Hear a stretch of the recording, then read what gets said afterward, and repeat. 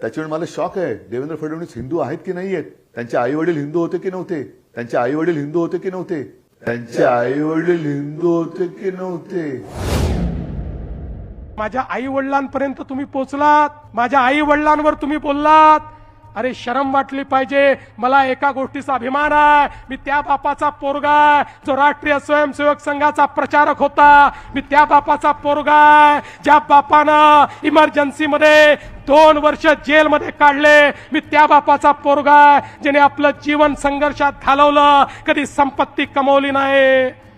आणि मी तुम्हाला सांगू, अरे आज माझा बाप ज्यावेळी स्वर्गातनं मला पाहत असेल त्यावेळी त्यालाही हा आनंद होत असेल की माझं हिंदुत्व माझ्या मुलांनी या ठिकाणी चालवलं.